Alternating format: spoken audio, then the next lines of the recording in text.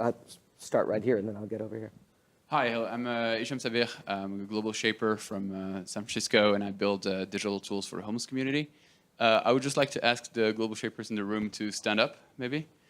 And so, oh, I didn't know there were so many. But my question is, in Davos, that was our first time in Davos. There were 49 of us today who are, I think, all of us committed to fighting inequality. In the world, it's more than 7,000 of us who are all professionals between 20 and 30 years old. What is your ask to our generation and our group, and how do you think we could finally put an end to inequality? Thank you. Wow. Let me jump in here for a second, because as a YGL alum, as an OGL at this point, the precursor to the Global Shapers, that was my entry into Davos. And so I think that it's what I would sort of say is it's where I started, is that sectors alone aren't going to solve this. It's about the Global Shapers crossing sectors. It's about the YGLs crossing sectors and not recognizing whether you're private sector, public sector, citizen sector, or government, that you're in it for the right reason, to create human-centered design that really helps people. And if your resources are allocated because you have tax or don't have tax, or you have this or you don't have that, the values of how you're allocating your time and your resources need to be paramount. And to what Ms. Goodall said, I agree, that we do have the intellect. And if anybody knows this, Global Shapers know this, that it's the intellect that we have, but it's about aligning the interests with your intellect, with your capabilities, with your resources across sectors to keep people at the center. And to involve love and compassion. 100%. To link up our brain with our heart, because I truly believe only when head and heart work in harmony can we attain our true human potential.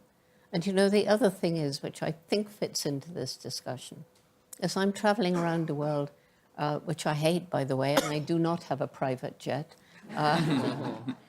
Some people say I should, and I say that would be the most awful thing I could do. I meet amazing people. I keep encountering this indomitable human spirit, the people who tackle the impossible which you might say what we're talking about now seems impossible. And yet there are people who tackle it and go on fighting it and won't give up. And that indomitable human spirit is in every single one of us. And it's so important to realize when we're trying to solve problems that each and every one of us can make a difference. And each and every one of us on this planet, we do make an impact every single day. And we who have enough financial ability, we can choose what we do, what sort of impact we make. And these things are very important to remember. And it's also important to remember every individual matters. And of course, that includes animals who also are individuals, but every individual has a role to play. Everybody makes a difference every day. And everybody, all of us, we all have this indomitable spirit. The poorest of the poor I've encountered who just face up to the challenges.